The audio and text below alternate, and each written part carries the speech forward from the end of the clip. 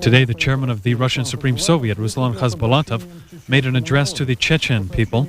According to Interfax, Khasbolatov called on the president, Jukhar Dadayev, to resign voluntarily in order to stop people's suffering. Ruslan Khasbolatov also called on the Chechen people to vote in the referendum there on June 5th. He called the referendum a chance for peaceful rebirth.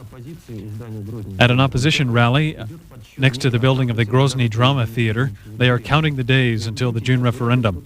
No one can say here with 100% certainty whether the voting will actually be held or not, however. The order of the Chechen president repealed the decree of the Parliament of the Republic to hold the referendum. The unified opposition, which supports the parliament, is nevertheless preparing for the referendum despite the president's order.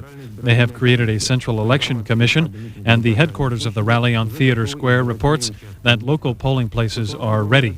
According to the head of administration of Naterchung region, Amurakh Turkhanov, who is a leader of the opposition, he already has the power and the opportunity to hold the referendum and to implement its results. But it is unknown what President Jukhar Dadayev will do. He could oppose the referendum by force, but this is unlikely since he could have used force against the opposition long ago, but did not. The referendum may be boycotted by supporters of the president, as a result of which its results could be declared legally invalid. The latter possibility could lead to a new wave of confrontation.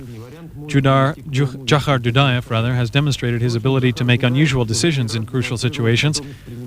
Some believe he is preparing some secret political weapon, but political observers are just guessing about this now.